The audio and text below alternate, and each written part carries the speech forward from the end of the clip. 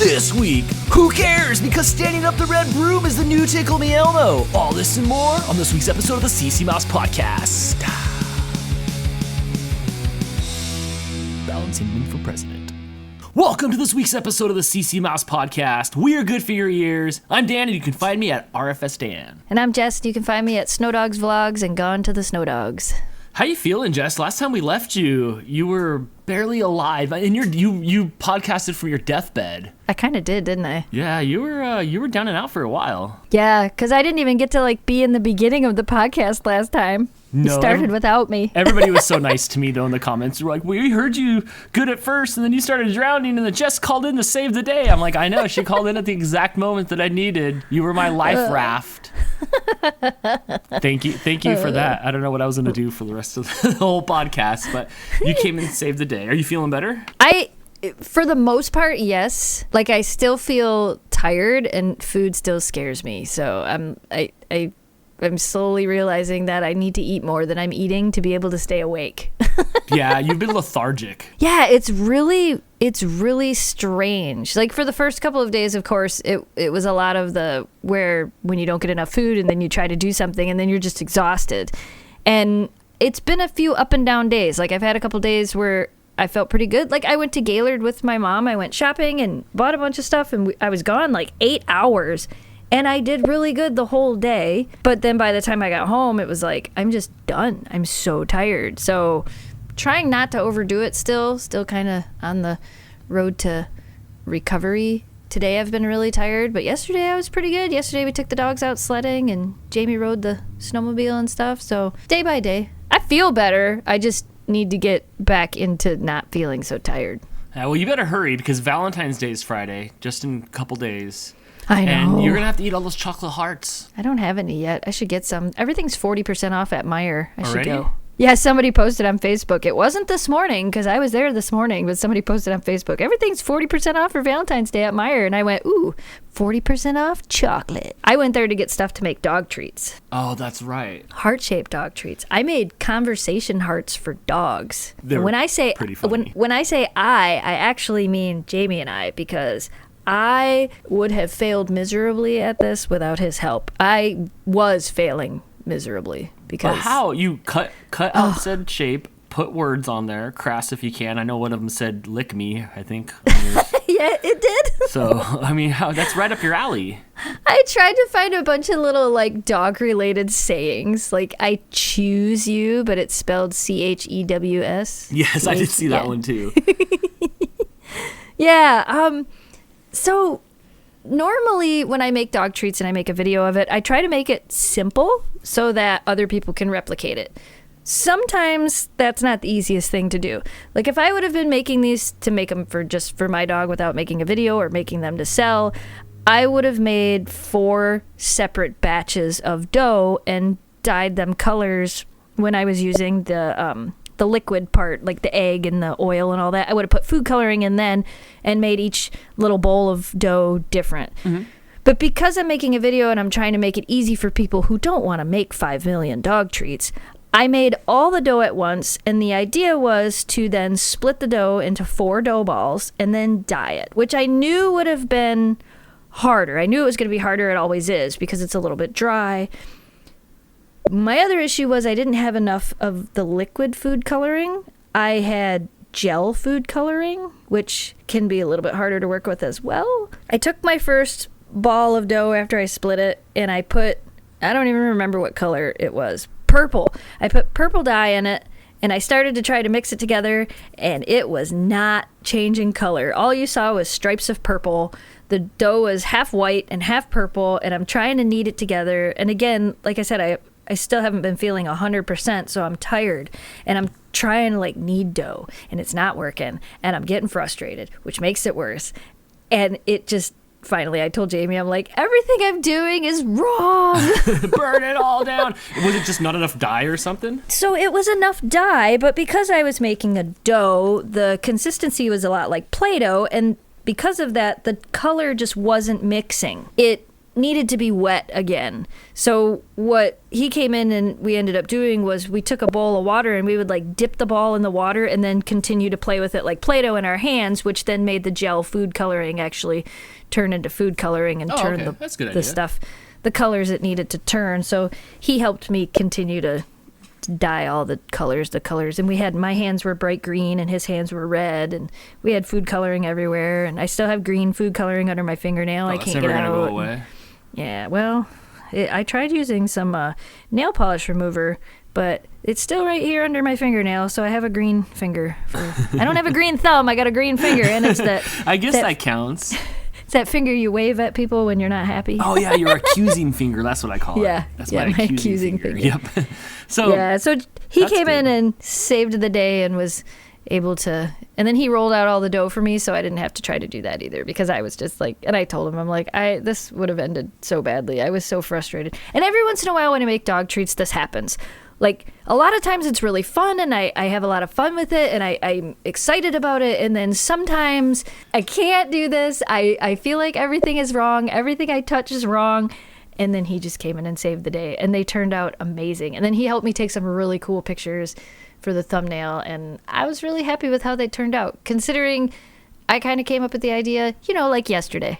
That's pretty much how they all are. That's how this fidget spinner happened. It was just like, I'm going to do a fidget spinner thing. I'm like, that's pretty cool. I haven't seen that yet. And then the next day, it was a fidget spinner. And Jamie made me the cookie cutter for that. I still have the cookie cutter shape that he made me out of metal, so we could cut that into that shape. Gosh, you might have the only one in existence, since nobody wants to even claim that they even... People would rather say they played with Pogs than fidget spinners at this point. Right? Weird backlash.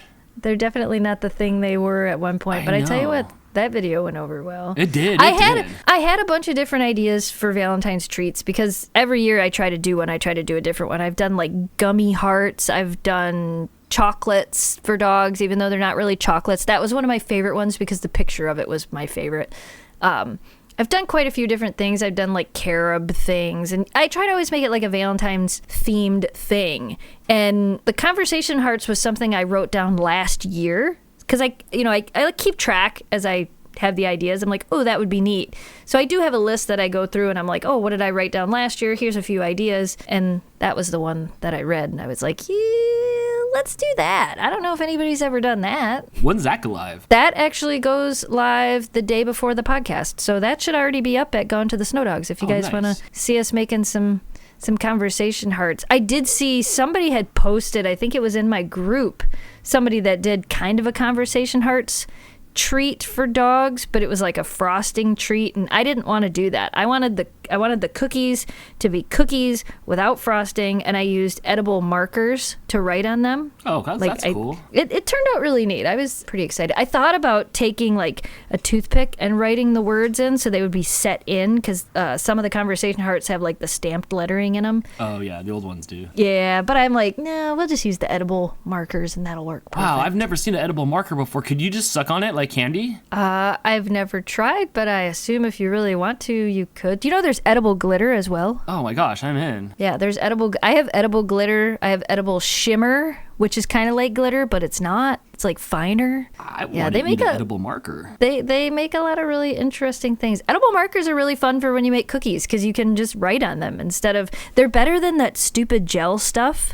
That was what Jamie's like. He's like, you're not going to write on them with gel. And I'm like, no, gel doesn't really get hard. I suck at the gel. Yeah, I do too. I'm not very good at it. And I didn't really want to use frosting because it's got to be really fine, and the cookies aren't that big. So I'm like, edible markers it is. Yeah, let's go back to these edible markers real quick. I have questions. Can I soak this in water a little bit and drink it, and like it'll be like, that's flavored? I have no idea. What if I took up tagging around the city and then I got caught deliberately just so they would make me go clean it up, and then I could just like eat it off? I think the edible markers is really just food dye. I'm gonna have to look into this. I'm pretty sure that's all it is. Can it's I just food draw dye. tattoos on my arms with edible markers, and then later when I get hungry I could eat it? Yeah, I don't see why not. Wow, okay. I'm gonna have to look into these edible markers. I'm in. You're gonna have to get some for one of your live shows and be like, check this out. Yeah, well, I'm gonna start writing letters, and they'll be like, oh, I have to start over, and then I'll just eat the letter.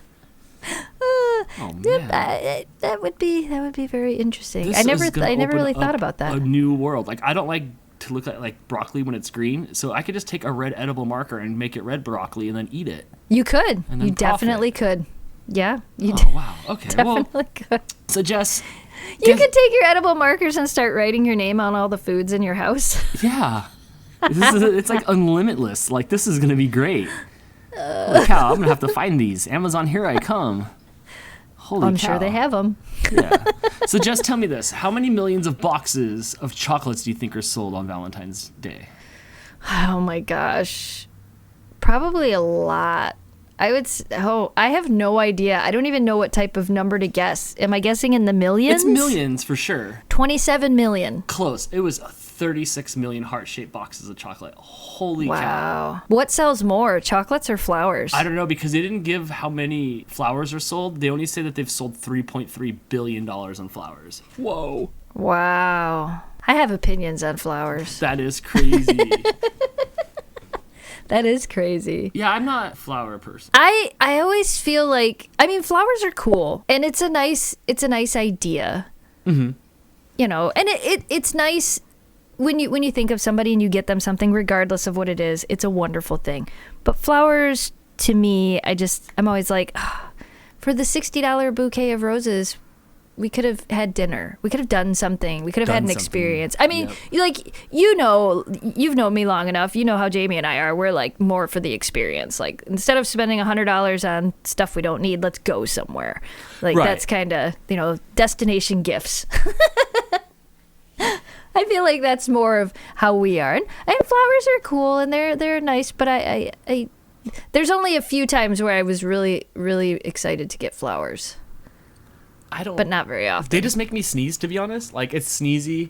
I was at the store the other day and there was like flowers there, and I just had to run by them because I just want to sneeze. And they're already dead already. They are already dead already. But then you could argue that about my Christmas tree. That is true. The nice thing about flowers, though, even though they are dead already, is if you really, really want to save them forever, you can dry them. And then you have dried flowers that you can save for forever. I mean, it's not like you can play with them. Or you could just take the flowers, take your flavored markers, your edible markers, draw all over the flowers like it's salad dressing. Do they have vinaigrette flavored markers? And then bam, salad, instant salad. I don't think so. Instant salad. Instant salad. Oh, you better make sure the flowers you're eating aren't poisonous. Oh man, I hope that somebody wouldn't send me poisonous flowers. I did one time get red silk boxers from my girlfriend on Valentine's Day, and let me tell you, I was like, oh, this is awesome. Like, I wore it one time. I'm like, my pants don't stay up. This is not fun at all. And then that was it. I don't think that's what those are for. To be just worn like everyday underwear to school. Right. I don't think that's the point of that. Yeah, I'm trying to work my 9 to 5 in silk boxers. I'm like, this is weird. Yeah, I do know that Valentine's Day is one of the busiest days for restaurants of the year. They have to be mad. Yeah, it's Mother's Day. Well, at least when I worked in the food industry, Mother's Day was the busiest, and then Valentine's Day came in second. So I don't know if that's still what it is, but it was always crazy on Valentine's Day. Mother's Day, Valentine's Day, New Year's Eve. Yeah, I believe it. New Year's Eve. Yeah, New Year's Eve is crazy because nobody wants to do anything. A lot of people go out. They want to go out, or they're ordering pizza, or that's still considered food. Slowest day in the restaurant industry. Let's see what it says. If you do not host Monday Night Football, you will be snuffed on Monday nights at any other restaurant that doesn't host Monday Night Football. Okay, that makes sense. So will you be doing anything for Valentine's Day? Moderating your live show. Ooh, that's right. That'll be fun. JB's actually going to be gone. He's going to Canada with his cousin. I'll be home with the pups. Is it already been a year since he went last time? No, he went for his birthday. So he was gone. Was it his birthday? Yeah, it was his birthday. Mm-hmm. Yeah, so he went for his birthday to Canada, so in August. But they're not taking four-wheelers this time. They're taking snow machines. There's like winter up there. I thought that's what they had to do last time. Didn't they have to like ride to this cottage that was like 400 miles inland and use those 3 seashells? Yes. But this time they're doing it on sleds. That'll be cool. So they're taking snow machines. I had somebody comment on a video the other day that said they'd never heard a snow machine or a snowmobile referred to as a sled. I'm I like, haven't either, because when you said you were going to take the big sled out, I just imagined it was like a Santa-sized thing and the dogs were going to pull you. I didn't realize you were taking like the snow motorcycle. Oh. No, no. The snow motorcycle. You'll have to watch the vlog that I upload, I think tomorrow, because there's a snow motorcycle in it. Funny as you say that. Yeah, but you're not going to be on it. No, I couldn't get on it. It was way too tall for me. You want to tell that story? It was just in the store. We went to the Extreme Power Sports store to pick up some gear for Jamie, and they had a snow motorcycle there, and it was really cool, but it was way too tall for me. Your mom, what was your mom sitting in? You sent me a picture of your mom sitting in something. She was sitting in a side-by-side. We keep making jokes that we're going to buy one. She wants one. We kind of want one. Now that Jamie's got that trailer that'll actually hold one, we'll probably end up getting one this summer. Oh, what do you do with it? Just kind of like just drive around in it? Yeah, it's the same thing you do with a four-wheeler. But the nice thing about the side-by-side, see, four-wheelers in Michigan, it's actually against the law to ride two people on a four-wheeler in Michigan. You can ride two people on a snowmobile, but you cannot ride two people on a four-wheeler. Huh. So they came up with side-by-sides, which are side-by-side. One person sits on one side, one person sits on the other side. So instead of having to have two four-wheelers, you can just have one side-by-side, and you can go out in the woods in it and drive around. They're a lot of fun. They're also fun because they have, like, seat belts, and I think you still have to wear a helmet by law in Michigan when you're in them, but I'm not positive. But I would anyway.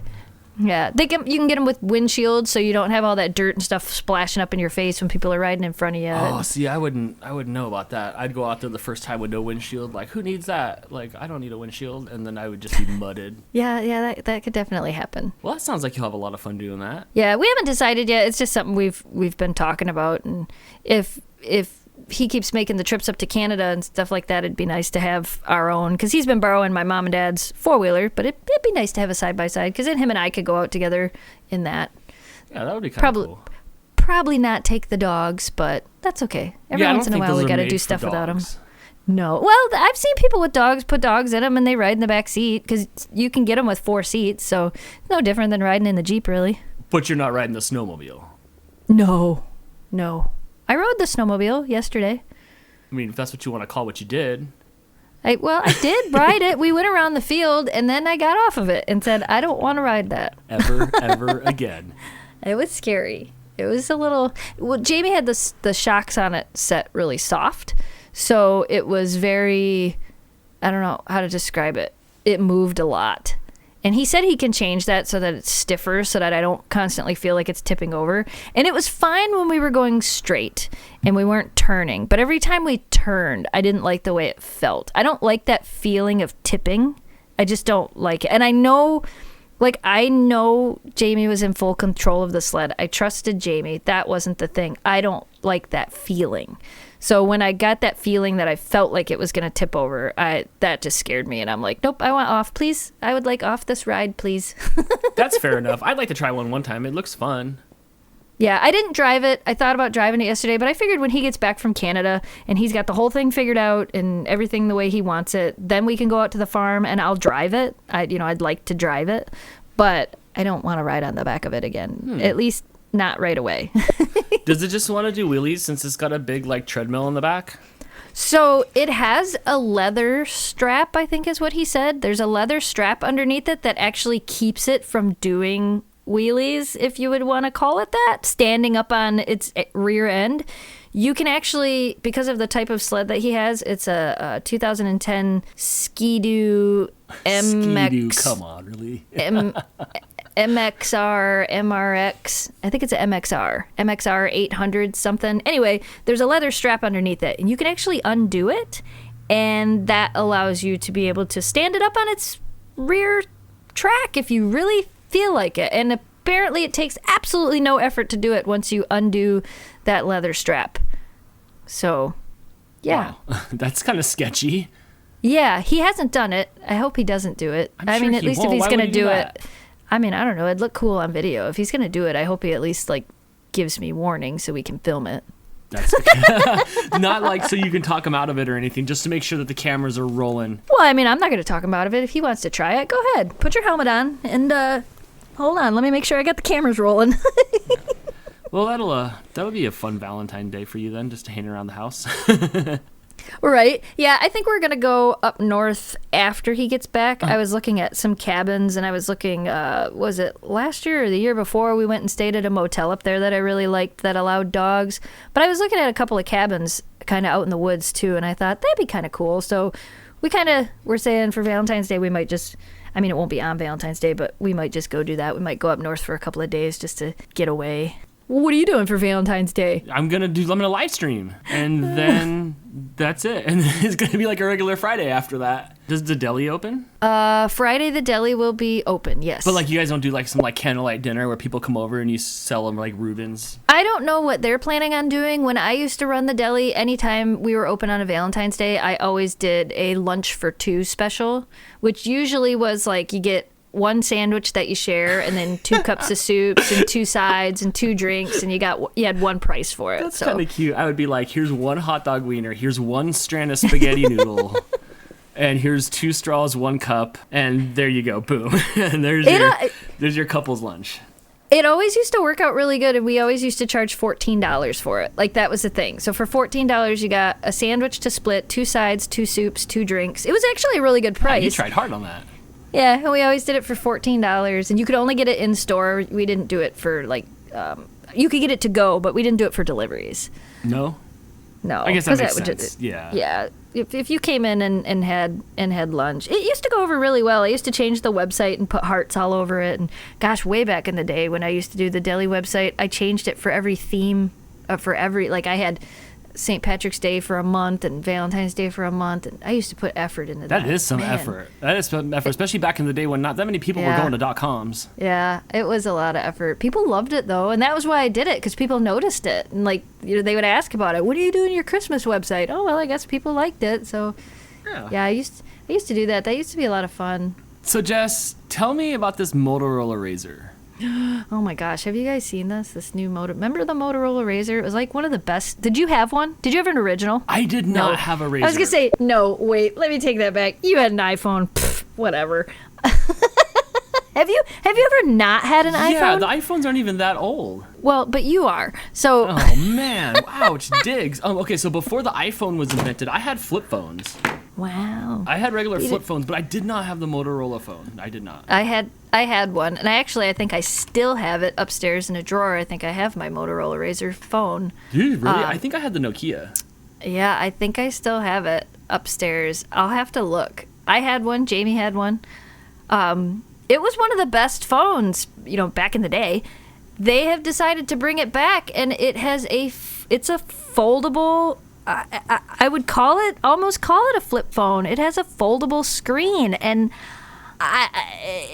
it's $1,500. That's ridiculous. Just for that folding technology, it looks like a clamshell. It looks like your makeup. It looks like a foundation. Yes, it does. That's what it looks like. So I was at the Verizon store a couple days ago, and they had one there. I don't like it. It's very bulky. I feel like it's bulky. And maybe I'm just spoiled because I have a pretty thin phone. I feel like it's bulky, and I feel like it's very fragile. Like, you open it up and the screen is flat, and you can lock it so that it stays open, and the screen folds. It's kind of neat to see, but it feels fragile in my hands. I feel like it's one of those where you're going to flip, one of the times you're going to flip it open and you're going to crack the screen, or something's going to go wrong. And I could be wrong, but I don't know, I just felt like it was going to break. I felt like it was it didn't feel solid in my hand. Like, I almost felt like it was a prototype. Like, right, this has got to be fake. It doesn't feel real. It's got to be fake. You know what I'm worried about? I'm just worried about the bend of where it's flat. Because it's flat in the middle, right? The screen goes all the way through. Yeah, the screen goes all the way through, and it folds completely shut. I can just see, like, getting stuff, like, if you have it in your pocket, folding stuff into it, and now you've got the screen on the screen, and what if you get like dust or dirt or a rock or anything in there? You're just gonna wreck your screen. Yes. Because you can't put, like, I have one of those zag protectors on my phone, so that if I drop it, hopefully the screen protector breaks before the screen, or which knock on wood has always actually happened. which is why I love those screen protectors. Not that that we're sponsored by them, but maybe we should be, because they're amazing. And you've broke some screens, so you need one of these things. Oh man, no more bad memories. But you can't put one of those on there, because as soon as you fold it, it's going to crack. So what do you use for a screen protector? I don't even know that you can. I'm not sure. I'm looking at a picture of it, and it looks like it when it's halfway folded, when you're trying to clamshell it, it looks like it's not all the way touching the back of the phone. I don't think it is. That's going to be a problem when you put it in your pocket. Here's the cons of it. Poor battery life, weak wireless performance, subpar camera, very expensive, and the one thing that's probably going to make everybody the most mad, hinge makes loud creaky noise. Oh, yes. No. I can just... It's like someone's opening the haunted house door for you to answer your phone. Yeah. I held one, and like I said, I just didn't... There's no way. I could buy 2 of the phones I have for the price I paid. That's one of those. True. But they're getting there, because didn't Samsung try to do this on that like pocket like notebook thing? And, and that was bad news, and people were peeling off the top layers, and everybody was ruining them right away. I don't understand why we need foldable phones. Like we had flip phones, and people wanted bigger. Now we have 5-inch screen phones. Why do we need to fold it in half? This fits in my pocket. I mean, not really, but it does. I don't want a phone that folds in half to fit in my pocket, because it's bulky. You don't want the Google origami? No, I don't need Google origami. I don't want the igami. Oh, I got the igami 4. Well, which one did you get? Well, it comes in 3 different shapes. It comes in crane and turtle and crouching tiger. You're like, well, that's kind of cool. So I don't know, maybe the iCrane would work. Maybe. I don't know. It's I just not for me. I'm sure there is somebody out there that probably thinks it's the greatest thing ever, but it is not a phone that I would buy. This is the way the technology's going, though. Like, I've seen those rolled up TV screens and stuff that they have out, but they're on a small scale where it looks like a little piece of clear, and you can roll it up, and it's got the screen on it. So we're getting to a point where we're just going to be rolling up our phones like newspapers. We're all going to have our phones sticking out of our back pocket. It's going to look like we're going to look through like a telescope or something, and you can just unroll it like a map. Yeah, that would be interesting. The but Google no, Mappy 3. Google Mappy 3? Yeah, the Google Mappy 3. Yeah, so this Razr did not get a very good review. And like I said, I had the old Nokia phones. Right. So I had that. I wasn't really a cell phone person until the iPhone came out. I just got whatever was free because, cell phones are relatively new. I'm in the age of the beeper. Do you call it a beeper or you call it a pager? A pager, a beeper. I guess both. I don't know. I never had one. Oh, you didn't? No, that was one thing we never did get. Oh yeah, man, those are the greatest. Kids at home, you used to have this thing that was big and square, and then it would vibrate, and you'd look at it, and there'd be a phone number on it, and then it was your problem to find a payphone to call back somebody. Or when they even got cooler, you could leave voice messages, so you would get a text message that said voicemail on your little beeper, because you couldn't really send you couldn't send words, and then you'd have to go call your number. You'd have to call your own pager number. You'd have to log into it with your ID. Just to hear somebody say, hey, what's up, it's Dan, give me a call back, just want to see what you're up to tonight. Then you'd hang up the phone, and then you'd pick up the phone again, and you'd put 20 more cents into the payphone, and then you'd call your friends and tell them you were on your way. It was so inefficient. They were the worst. And they had cool cases and stuff like that. I didn't have a Motorola phone. I did have a Motorola beeper. I didn't have a beeper. I did have a VoIP phone, a voice over IP phone. Oh, yeah? At your house? Yep. We had one of those when Verizon charged all this money. When we moved back from Arizona, I wanted an Arizona phone number because all of our friends that lived out there were calling us, and it was long distance. And we learned how to get a VoIP phone, a voice over IP phone. And we had one of those, and I paid we went from paying $75 a month for, listen to this, kids, $75 a month for a landline phone. Yeah. $75 a month, down to paying $15 a month for a voice over IP phone. So we did that. We switched to that. But then it sucked because anytime my mom wanted to call me, it was long distance. So I always had to call her because we didn't have to pay long distance. She would call me and hang up so I would see it on the caller ID, and then I would call her back. Yep. Those were the little tricks you'd have to do. You would have to do that back in the day because you'd pay for your phone service and then you'd pay per minute for long distance. Yep. And long God, distance that's- could really mess you up. Like, it was considered long distance at the town next over from ours. It was like, well, we do business in both towns. Like, it's all considered one community. Like, why do I have a phone charge all of a sudden? Yep. But that's what you do back in the day, even with payphones. You remember you go to the payphones and call somebody, tell them to come pick you up at the movie theater. Yep. Collect call from, I'm done, the movie's over, come pick me up from Wayne's World. Yep. And then your parents would come and do that. So I get it. I don't know if I've told this on the podcast. Did I tell you about the kid that worked at the bike shop that didn't know what a fax machine was? I don't know. Okay, so I had this kid. He was an after-school kid. He'd come after school, clean up the shop and stuff. Really cool kid, about 16 years old, just barely enough to have his license. And he wouldn't know what things were. And it was really crazy. Like, he'd never heard of it before. And I said, oh, yeah, you can just fax it to him. He's like, what? Like, he'd never heard the word before. I'm like, a fax, facsimile? Like, you can fax it? He's like, what does that mean? I'm like, you could take a paper and put it through this machine that looks like a copier, and then, like, if you had the same machine at home, it would, like, print it out. And he didn't grasp it, and I had to show it to him. I had to, like, pull up videos and stuff and show him what a fax machine was. This kid had no idea it exists. I bet at least one person out there did not know what a fax machine was before today. I believe it. It's crazy. I believe it. I mean, it's old technology. And even now, when people are like, we can fax it to you, I'm like, just email it to me. Why are we still using a fax machine? Email it to me. Yeah. Take a picture of it on your phone and email it. Oh my gosh. Do you remember back in the day when somebody would accidentally fax something to you and you pick up the phone and it'd just be like, beep? It just beeps in your ear. I would still get that at the bike shop. People were still faxing stuff. You know who does it a lot? Is a lot of the doctor's offices are always faxing stuff. I don't know why they don't like email. I mean, it'd be just as easy. Yeah, just take a picture of it with your phone and email it. Remember when people would need stuff faxed and you didn't have a fax machine, so you'd have to go to like the grocery store or a fax store, and you had to pay per page to have it faxed to somebody. Yeah. Oh God, Kinko's and Xerox. Yeah, people would spend all day there. Like, there'd be business people there because they were waiting for back and forth transmissions, and they would just be there. Or you could send emails. They would charge you per email, and you could send email to people because not everybody had that. Gosh, that was cool, and everything was ran on dial-up back then. Everything was 56K. There was nothing. Took forever. Man, I remember when DSL very first came out. The very first anything that got you off of a LAN telephone line, and it was LL Cool J, and he was sitting by his pool, and he was kicking back because he was able to accomplish all the things he needed to do on the internet in half the time because he had high-speed internet. And I was so envious of it. And I would call and ask for high-speed internet because I could see the box. It was across the street. Right. I could see the box, like, hey, like, this is where it's coming from. That box ran opposite of my way. And I couldn't get any high-speed stuff for years. Oh my gosh, for years I was dial-up Dan.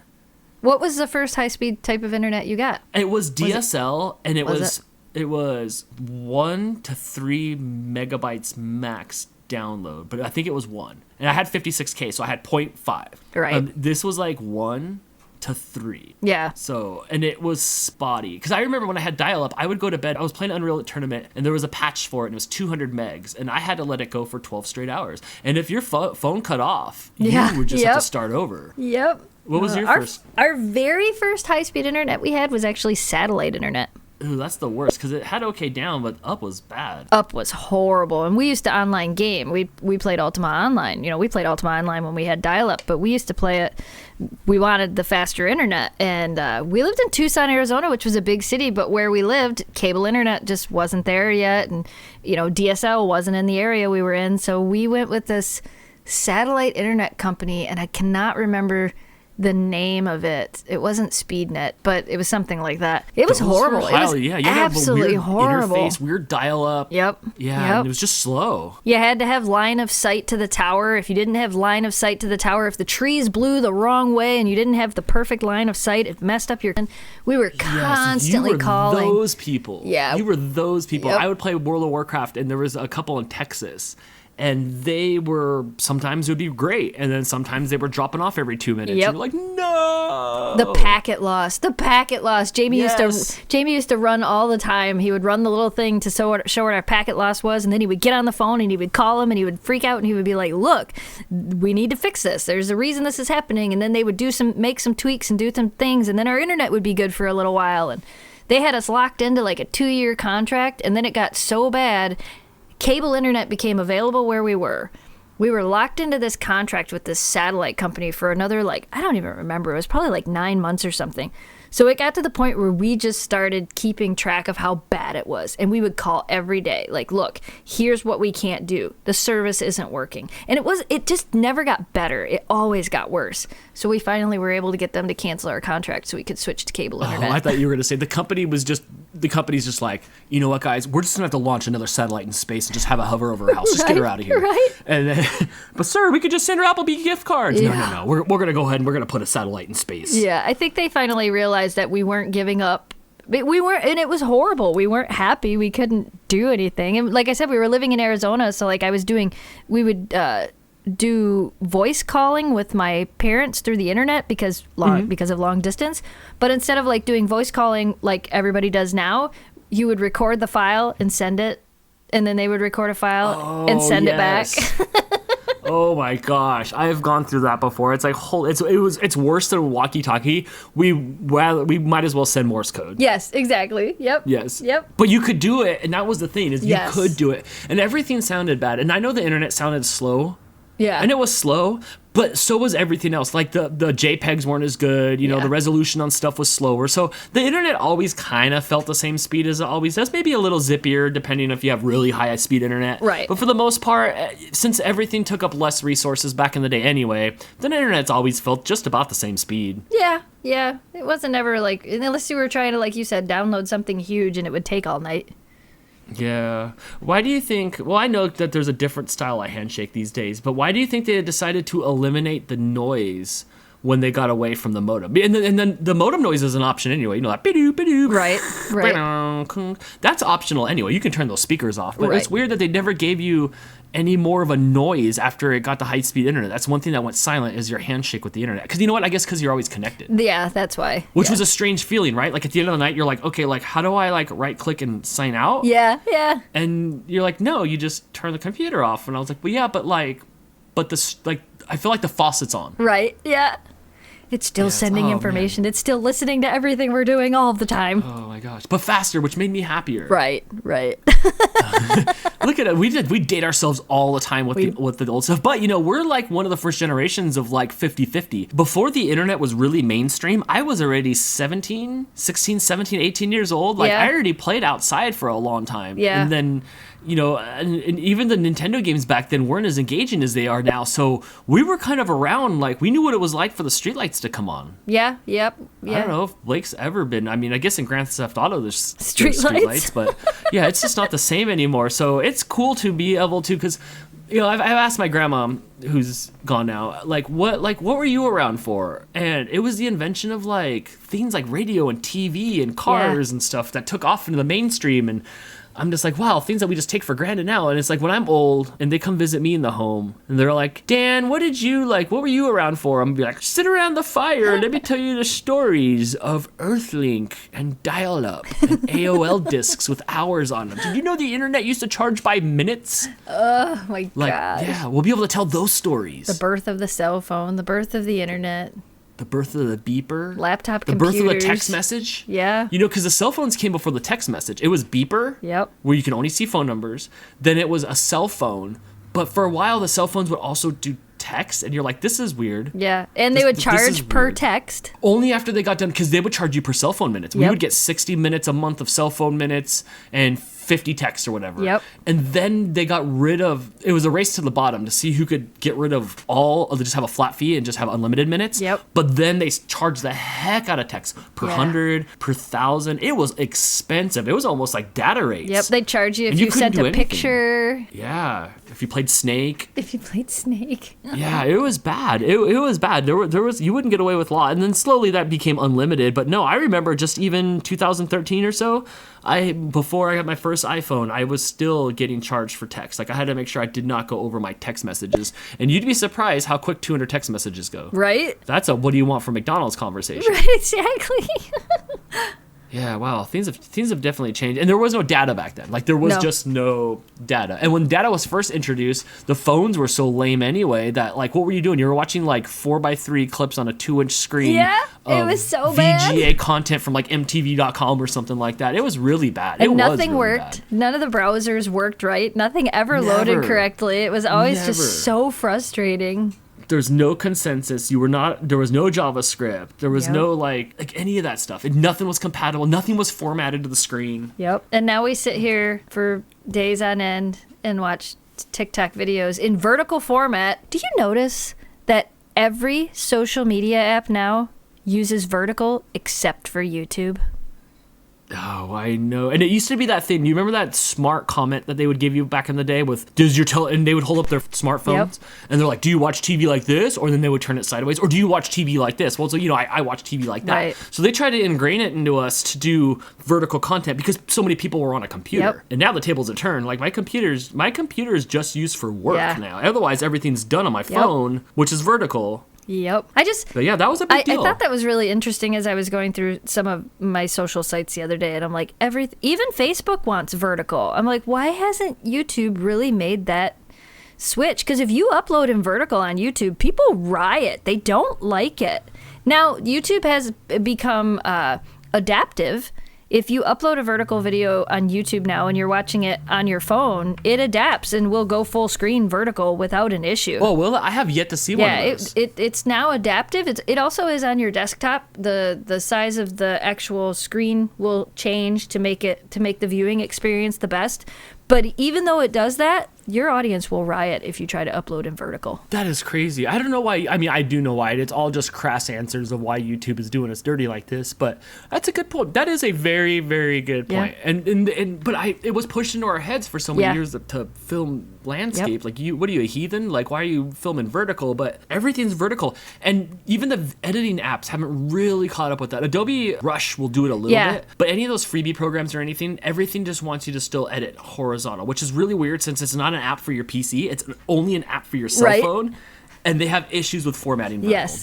That does baffle me. Yeah, it just blows my mind. Instagram TV has now changed, so you can upload horizontal on Instagram TV, and when you tip your phone, it automatically puts it the way it's supposed to, which wasn't an option when that first came out, but they have changed that, so that's now changed. But, when you read the statistics for, like, uploading on Facebook does best if you upload in vertical format. Instagram TV is best in vertical format. TikTok, they all want vertical, except for YouTube. YouTube does best in horizontal format, which is kind of nice, though, because it makes it harder to cross-platform your content without actually making changes. Like, well, that's no fun. It makes it difficult, but it also makes it so you have to get creative. Yeah, most of the time when I consume my stuff, I'm holding it with my one hand and I'm eating or doing something with my other hand, and I don't want to like flip it around sideways. Right. I watch videos on YouTube, and I don't turn my phone to the side if I just have it in my hand. I just watch them smaller. It really doesn't bother me, but I guess it bothers some people. Do you know pop sockets?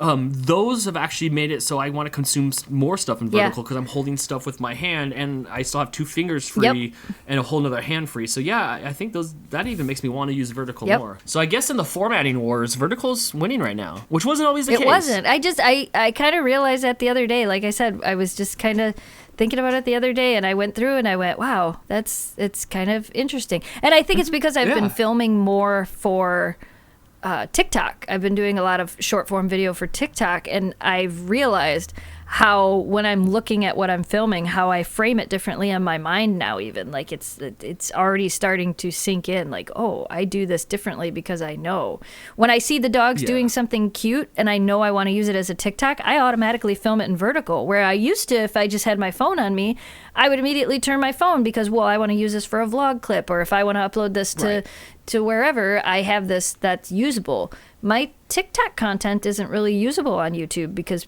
well, I can do it in compilation videos, but even that, people don't, it's not really what they want.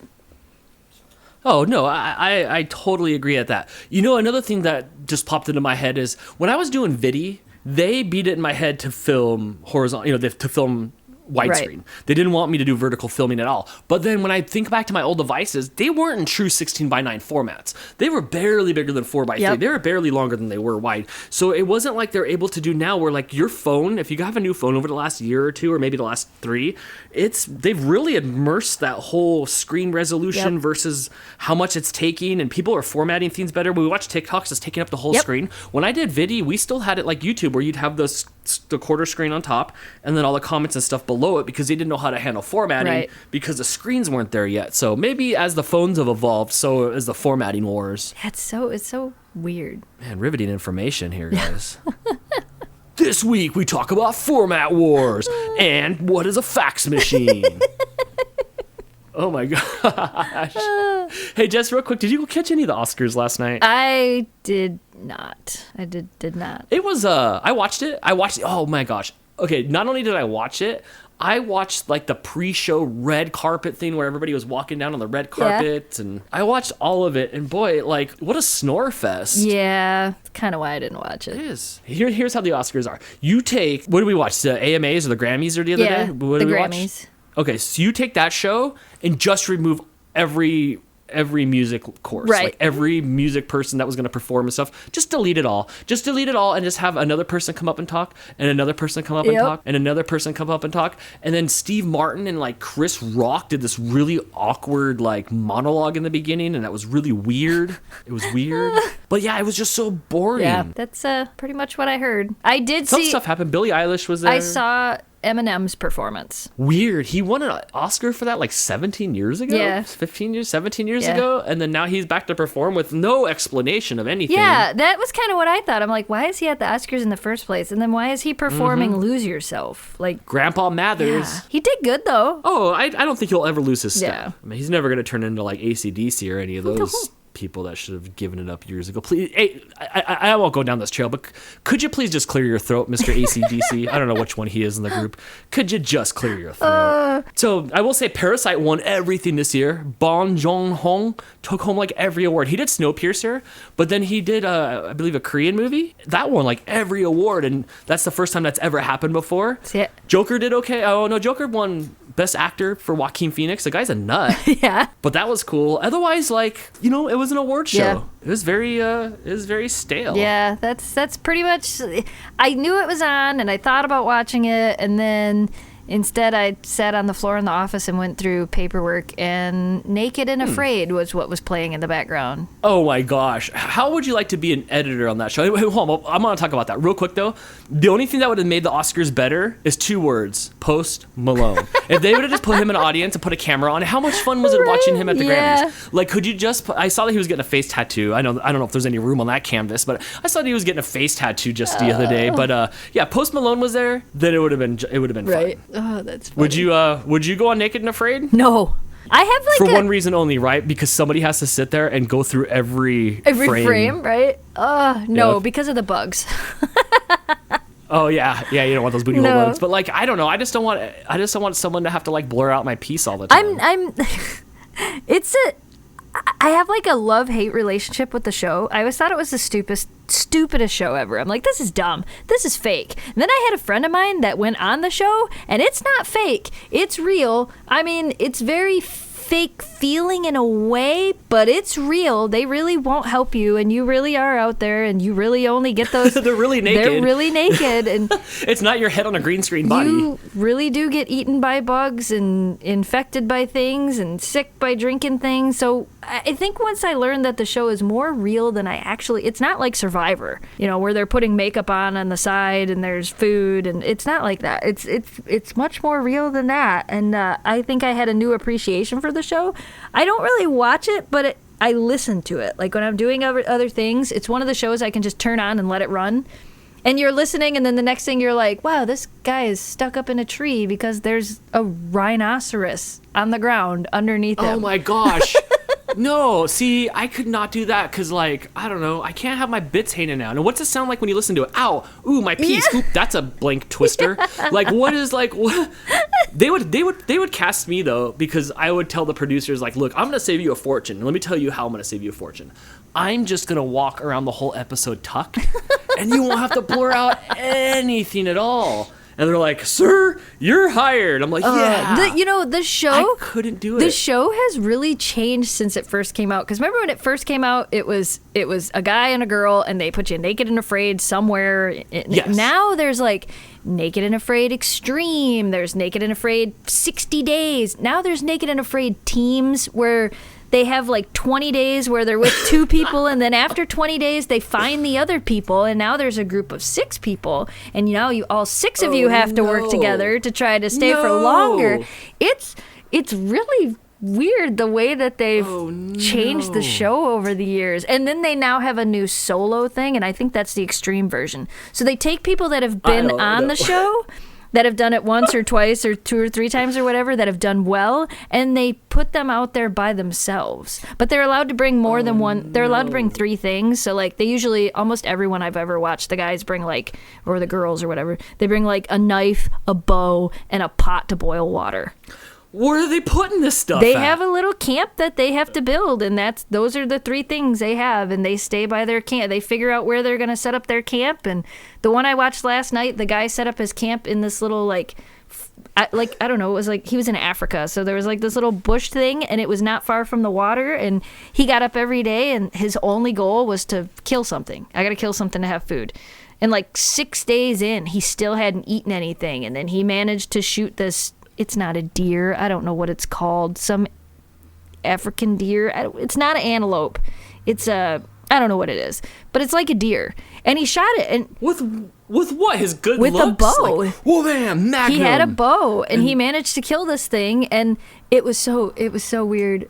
He killed it, and the first thing he ate was the heart, and he said he ate the heart as his way of thanking the animal for giving its life so he could live. And then he ate a bunch of the meat, and then he took and he cut it all up into little tiny pieces, and he wrapped it in the hide so it would stay good overnight. And then the next day, early in the morning, he laid all the little pieces out on sticks to make dehydrated meat, and it worked. And then he had enough meat to get him through the days because he knew what he was doing. And I'm going, because he made beef jerky? He made beef jerky. That's what he did. He made with the sun. He made beef jerky with the sun. Because it's like 110 degrees out there, So he laid it all out, and he made beef jerky basically to preserve Holy it. Cow, this show. It was crazy. The whole time I'm going, he did it. This guy did it. He managed to survive. I think it was, I don't remember how many days. It was a lot of days in Africa by himself, talking to a camera, going out every day hunting, and then he'd go out,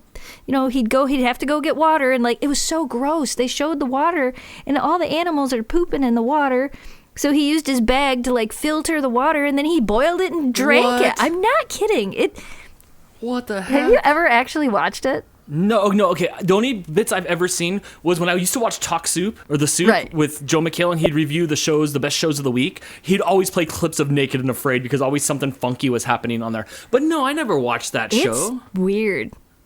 Like I said, I have a love-hate relationship with it. I always thought it was the stupidest show ever. And then now, if I'm doing something and it's on in the background, half the time I'm sitting there going, wow, this is insane. This guy's up in a tree in Africa, and he's shooting an animal to survive. And, or there was a guy on the one that got bit by a viper. They were in there. It was one of the group shows. And they were in, I don't remember, but he got bit on his leg, and they instantaneously called the medic in. They're like, that's it. You're tapping out. We got to take you out of here immediately. And they're all like, but we have a dynamic, and he's our hunter, and he can't leave. And they're like, guys, he got bit by a viper. He's got to go. And they took him out because he got bit by a viper. See, I'm not trying to get bit in my Cheerio. That's not happening. I can't. What if I was on that show? Let's talk about that. Could I go on this show? No. I would show up. First of all, I would tie the end of it into a knot right off the bat. Like, I'm tying this into a knot until we're done. But like, I couldn't imagine doing it with like 5 other people. Like, how do we like? I don't know. What if it was like Naked and Afraid, Tough Mudder, and like we all had to like run and try to do those things where like now I'm doing that thing where my hands are together and I'm trying to boost you up over the wall and you get a splinter. I don't understand why they have to. I get it that the show's called Naked and Afraid, but they don't have to be naked. You could give them some clothes and still make them survive, and it would still be just as hard. No, that's just called hanging out. Have you seen that guy that they would just drop him into the place and he would just survive for a week or whatever? Yeah, true.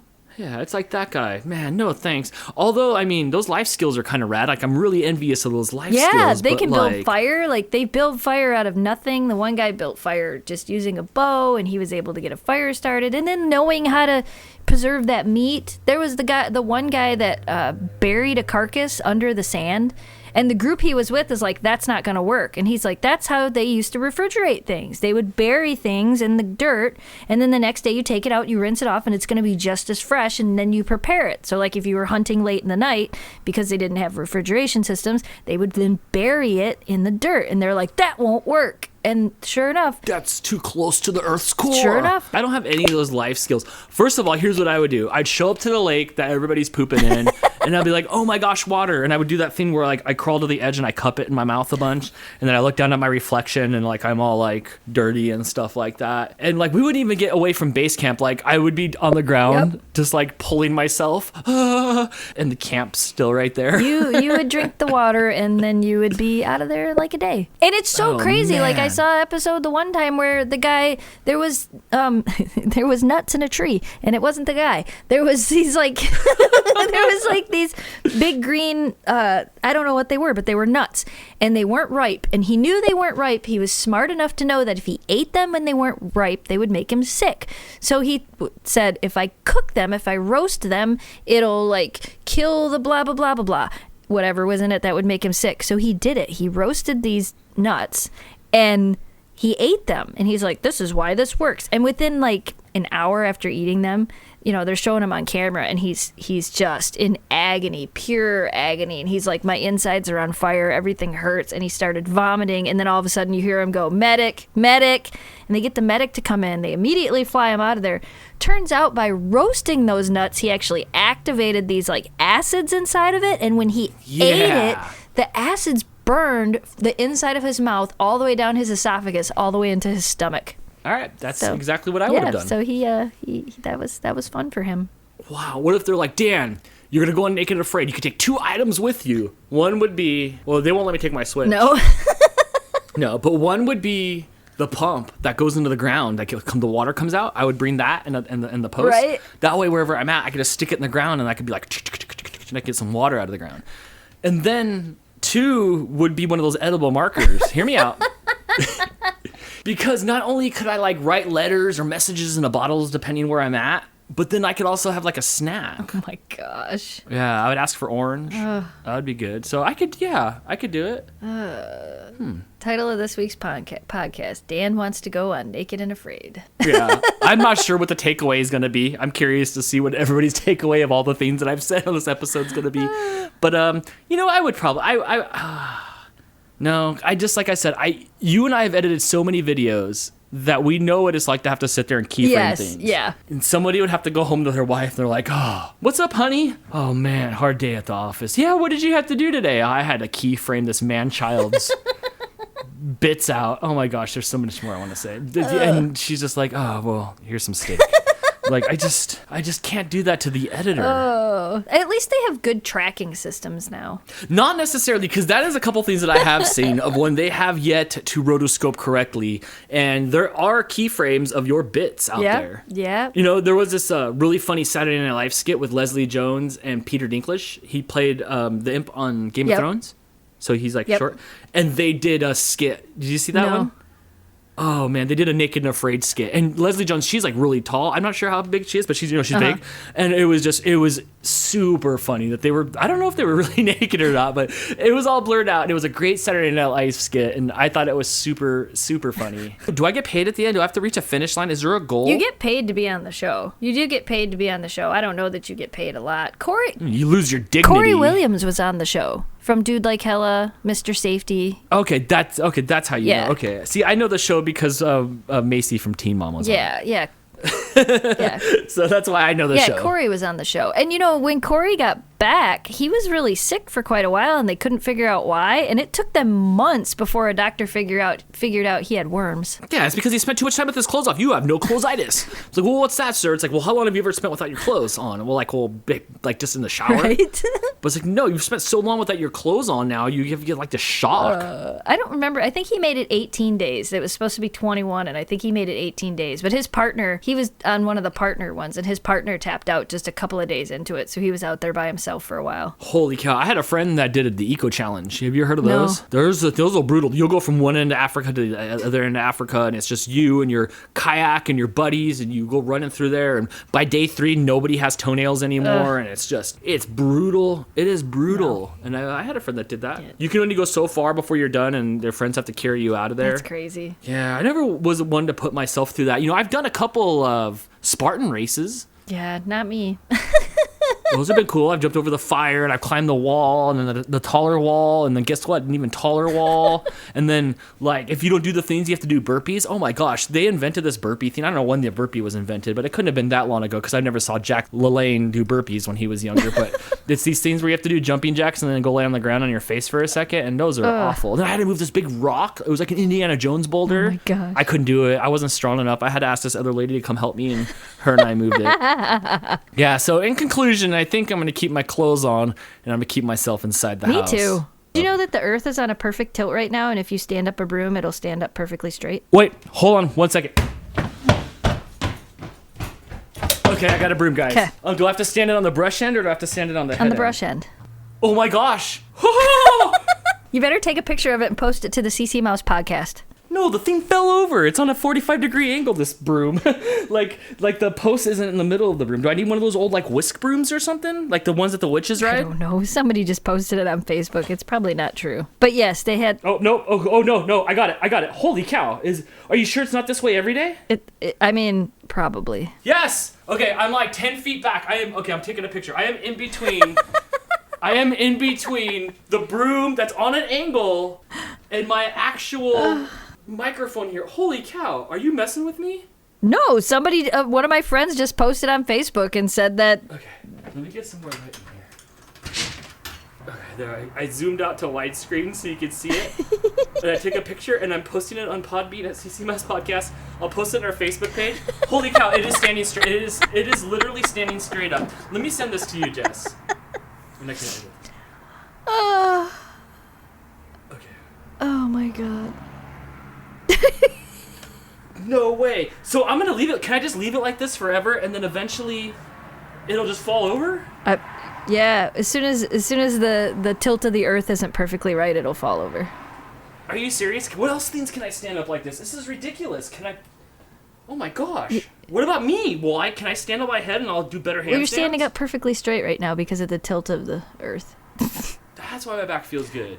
Oh my goodness. Oh my gosh, I'm so far away from the microphone. I'm sorry, guys at home. Holy cow, the broom's standing up. Did you see the picture? No, hold on, I gotta look. That's a picture of my dog. Seriously, I didn't just balance it like this. It's on an angle. It's standing up straight. Holy cow, is this real? You really did it. You're messing with me. You're messing with me, though, right? All brooms are, like, weighted at the, like, broom factory, right? For quality assurance. You'll never know. You'll just have to... I can if I leave this like this. You'll just have to leave it like that and see if it falls over tomorrow. Wow. Guys, what a way to end the podcast. This is amazing. You know, you could do the same thing with the egg. Cow. Like right now? Yeah. But the egg stands up anyway. Not by itself. Okay, I'm back with an egg. Dude, it just rolled to the floor. And now there's egg all over my floor. That one you're messing with me on, right? I can't answer that. Oh, man. Wow, what a way to end the podcast. That made me so happy. Dang. All right, guys, that'll do it for this week's episode of the CC Mouse Podcast. You can listen to us every Wednesday on your favorite music app. Interact with us on Facebook, Instagram, and YouTube at CC Mouse Podcast. Check out our merch at ccmousepodcast.shop. I'm so excited. That made my day. The broom stood up for so long. Holy cow, everybody, I need you to take pictures of your brooms and send it to the CC Mouse Podcast on Facebook. Holy cow. Oh. All right, pull it together, Dan. Pull it together. Wow. So we'll see you guys next week. Same mouse time, same mouse podcast. I'm going to go play with my broom, and I'm going to go find me an edible marker. See you guys next time. Bye. We did a thing.